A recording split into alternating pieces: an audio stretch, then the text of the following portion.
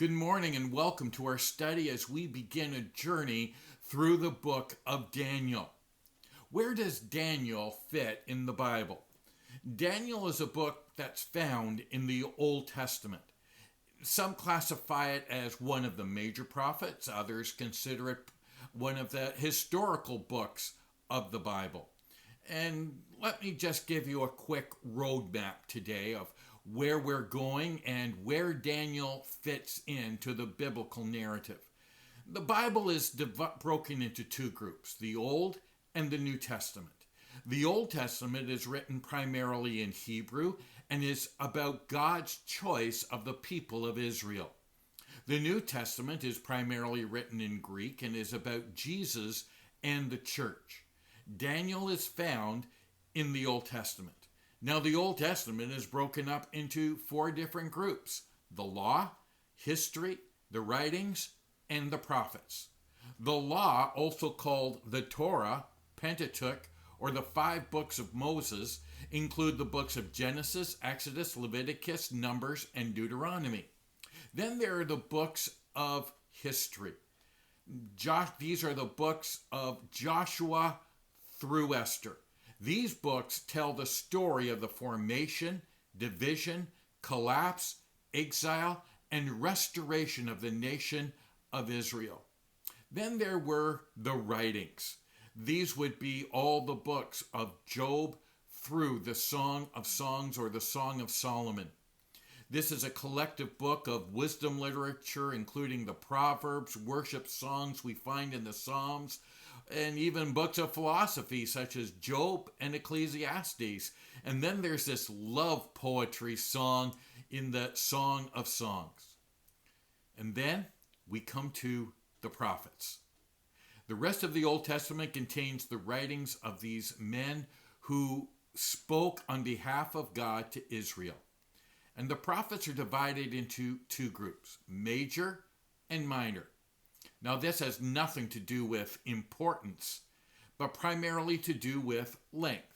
You see, the major prophets were longer in their writing. Isaiah, Jeremiah, Ezekiel, and Daniel, along with Lamentations, written by Jeremiah, would comprise the list of major prophets. The minor prophets are all those written from Hosea straight through Malachi that concludes the Old Testament. Now let me just give you a nutshell history of the Old Testament. In order to understand any book of the Old Testament, you need to have a basic understanding of where it fits in the scope of Israel's history. By placing it in context, you're able to have a greater appreciation over what's happening. For it begins with the patriarchs, the story of God calling Abraham and working through the lives of his children. We read this in the book of Genesis. And then in the book of Exodus, we find the story of Moses, whom God called to lead Israel, the children of Israel, out of captivity in Egypt into the promised land. This story also leads us to the time of conquest, the book of Joshua and Judges. It's the story of how the people of Israel entered the promised land and conquered the other people living there and established their form of government. You read all of this in Joshua, Judges, Ruth, and 1 Samuel. And then in 1 Samuel, Israel demands a king. They want to be like the other nations. Here we have, so God gives them Saul. The 12 tribes of Israel unite as one nation, and during the reigns of Saul, David, and Solomon, they experienced their greatest time of prosperity and spiritual vitalization. After Solomon, his son Rehoboam came to the throne. He did not want to listen to his elders. He did not want to listen to the wise men in his court. He just wanted to secure his kingdom, and as a result of his self-centeredness, a division happened. 10 of the 12 tribes of Israel formed their own nation called Israel. And then the two tribes left, Judah and Benjamin, became the kingdoms of Judah. The kingdom of Judah and Benjamin were ruled primarily by godly kings, up until the king Josiah. After Josiah, every king after him did not serve God and led the nation into apostasy, which led them into captivity into Babylon. The northern 10 kingdoms did not have one godly king.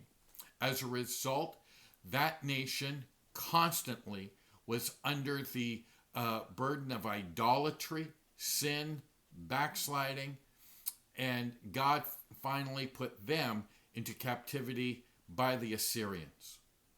In 586 BC, King Nebuchadnezzar invaded the kingdom of Judah and ransacked Jerusalem, and took with him many young men and women of the court and of wealth and prosperity, and brought those people into Babylon, where the people lived for 70 long years. Now, where does Daniel fit into this story? Well, Daniel occurs during this time of exile. He was one of the young men who was taken by Babylon into that godless nation. And during this time, he writes down his experiences and what God showed him. As we look at the book of Daniel, it is written into two equal halves. Chapters 1 to 6 tell the stories of Daniel and his companions Shadrach, Meshach, and Abednego after they had been relocated to Babylon.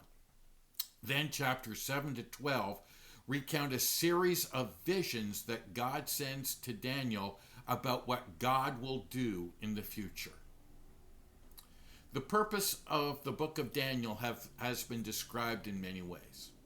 One writer describes it as it's a story of faith under pressure, because the primary purpose of Daniel, this writer writes, is to provide hope and encouragement for people who are struggling in the midst of a hostile culture. But I believe there is another purpose behind this writing.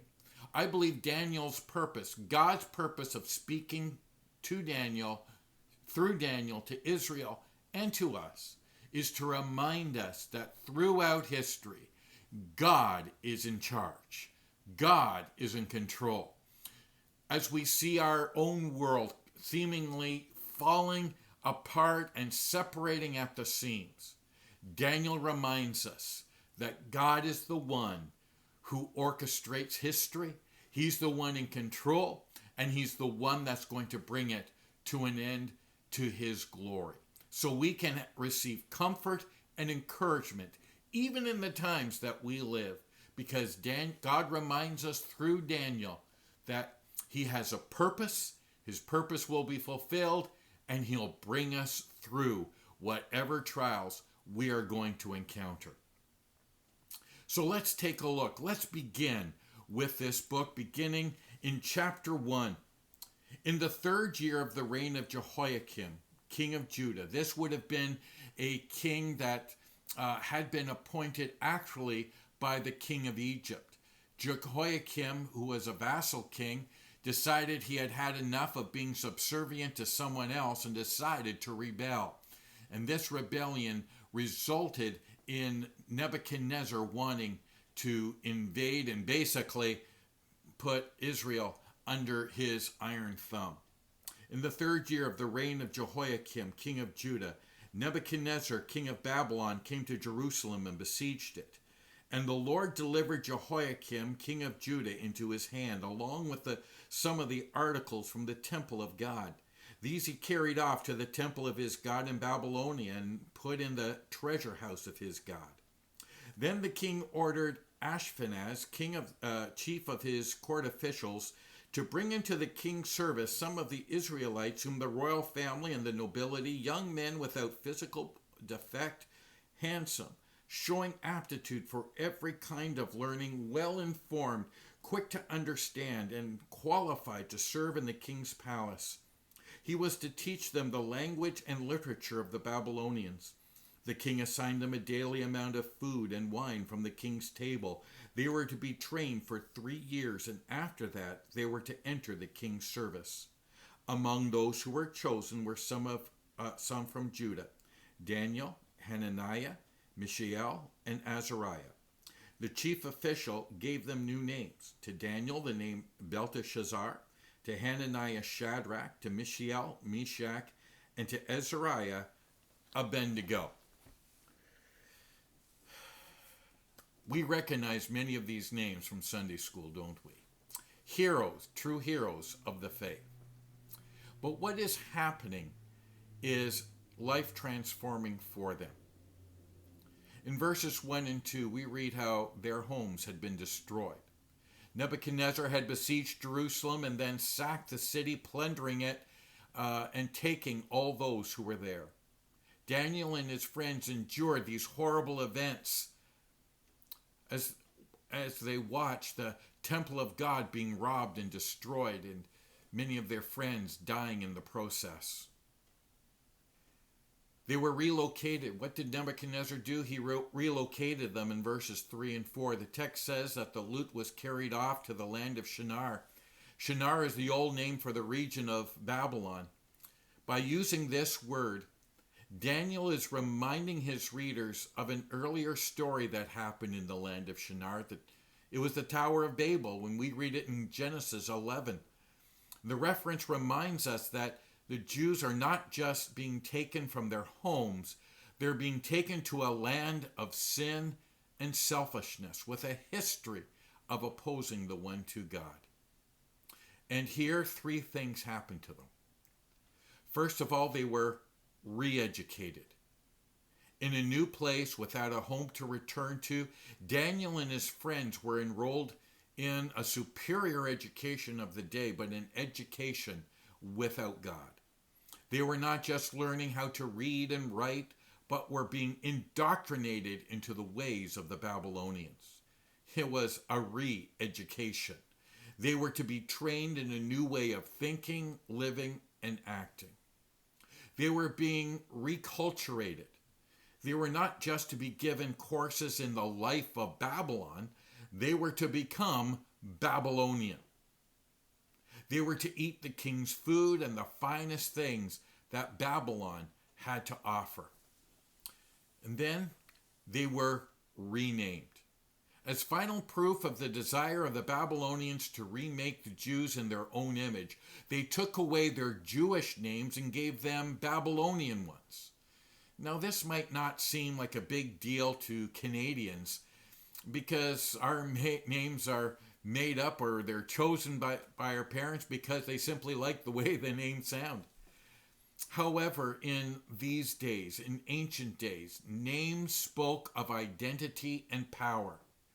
To know someone's name was to know something deep about them. To change their name was an attempt to change their identity. And each of their names contained a reference to Yahweh, the covenant name of the God of Israel. Each of them is given a new name with a reference to a Babylonian god. Daniel, whose name means Yahweh is my judge, was renamed Belteshazzar, which means Bel protects life. Hananiah, whose name means Yahweh has been gracious, became Shadrach, which means command of Aku. Mishael, whose name means who is like Yahweh, became Meshach, which means who is like Aku. And Azariah, whose names mean Yahweh has helped, became Abednego, which means servant of Nabu. Many just acquiesced to this change, probably not wanting to get into the bad graces of their captors. However, Daniel and his 3 companions chose a different path. Look at verse 8. Daniel resolved not to defile himself with the royal food and wine, and he asked the chief official for permission not to defile himself this way. Now God had caused the official to show favor and compassion to Daniel, but the official told Daniel, I'm afraid of my lord the king, who assigned your food and drink. Why should he see you looking worse than the other young men your age? The king would then have my head because of you. Daniel then said to the guard whom the chief official had appointed over Daniel, Hananiah, Mishael, and Azariah, please test your servants for 10 days. Give us nothing but vegetables to eat and water to drink. Then compare our appearance with that of the young men who eat the royal food, and treat your servants in accordance with what you see. So we agreed to this and tested them for 10 days. Now you got to wonder how many Jews were absorbed into Babylonian culture. With their homeland destroyed, they only had the bad behind them. The way forward seemed to accept the good being offered to them by the Babylonians: free education, employment, social standing, power, and wealth beyond imagination. No doubt many were enticed, but Daniel and his companions had a different opinion. It says that Daniel decided that he would not defile himself, so sought permission to refuse the king's meat and wine, to eat only vegetables and water. Now, why was Daniel refusing? Some think that Daniel trying to avoid eating non-kosher food, but that doesn't explain why he also avoided the wine, which is only forbidden in the Old Testament to people who have taken a Nazirite vow. Others think it was that he did not want to eat food sacrificed to idols. The problem with this is that the vegetables would have been offered to idols as well.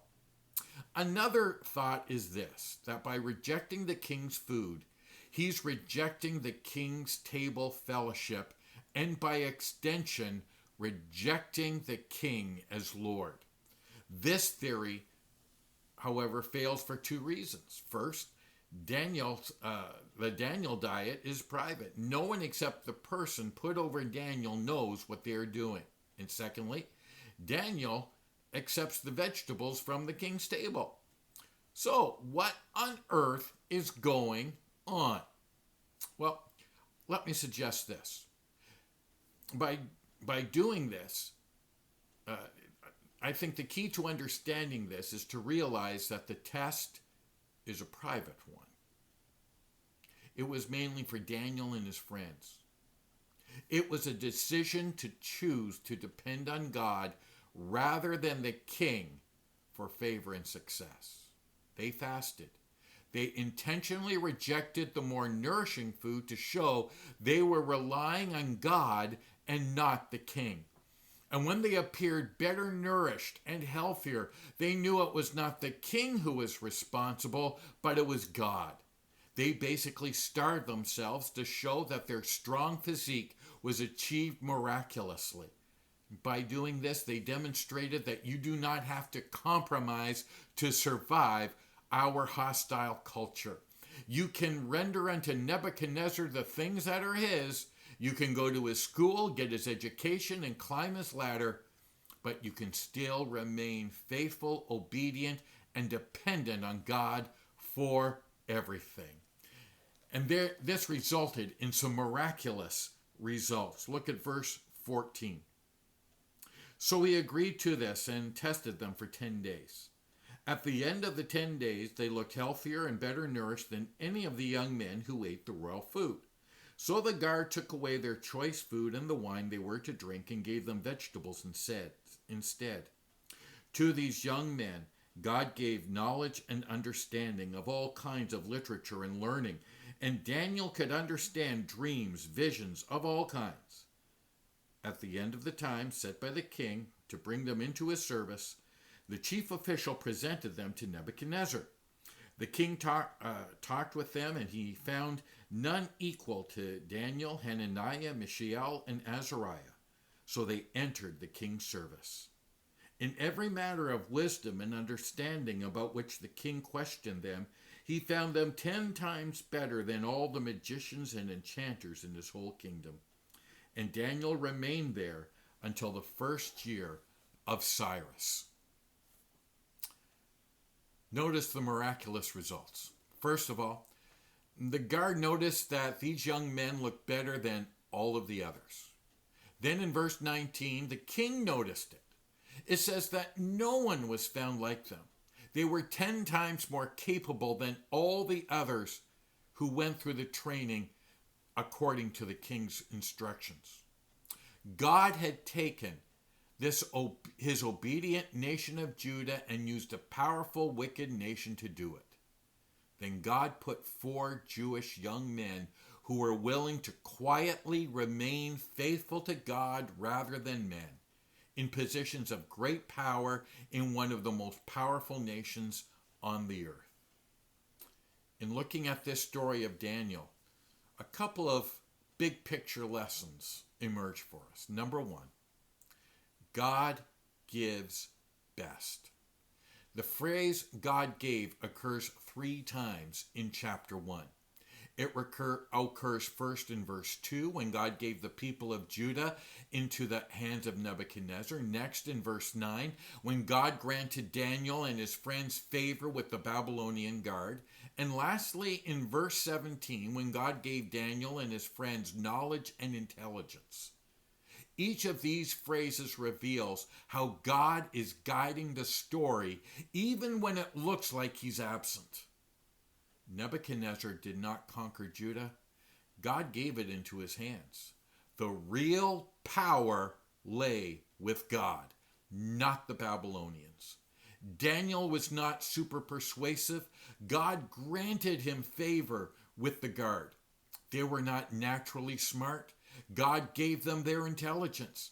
At each step of the story, it is God who intervenes and acts. He is guiding, protecting, and blessing them. So many times people feel pressure to fit in. They follow the culture's lead because they're afraid that unless they do so, they'll never be successful. They may even justify selling out by holding out hopes of being a positive influence in a dark culture. But no compromise that is rooted in fear is from God. When we are afraid that something bad will happen unless we depart in some way from our faith, we show we believe that the world is more powerful than God who is guiding us. In fact, a chief reason why many believers act the way they do is that they believe they have to commit or allow some small evil in their lives in order to prevent some bigger evil from occurring or to achieve their desired success. Listen, we don't need to do that as followers of Jesus. God is in control. Where you work, where you go to school, where you live, you don't need to compromise. God has placed you where you are. God will give you strength. God will give you wisdom. God will even give you common sense and intelligence to meet the challenges put before you. But don't ever fall for the lie that you have to be like the world in order to gain success. God will give you favor as you honor him where you are. The second thing that we note is that faithfulness is a decision. Sometimes if we're not careful, we can misinterpret God being in control as an excuse to check out or to be recklessly defiant. I want you to notice something with me. Daniel doesn't do either. He does not assimilate, nor does he become antagonistic and obnoxious with his captors. He finds a quiet, yet significant way to demonstrate his identity and dependence in the God of Israel. Daniel makes a conscious decision to serve God, not man. In a hostile culture without a clear decision to identify and depend on God, we will drift in the direction of the culture and assimilate over time. Listen to what Jesus says on the Sermon on the Mount. Enter through the narrow gate, for the gate is wide and the way is broad that leads to destruction. And there are many who enter through it. For the gate is small and the way is narrow that leads to life, and there are few who find it. The path to destruction is easy to find and easy to follow. It takes a conscious decision to choose to go against the flow. Daniel made it, and you can too. Whether you're watching this by yourself or with a group, in fact, I would encourage you to gather with others on these weekly Bible study videos. I will include in this chat, I will include in the chat a list of questions that you can discuss in your journal or with others to help you grow in your faith. Until next week, I say God bless, keep your cup full, and we'll see you again next time.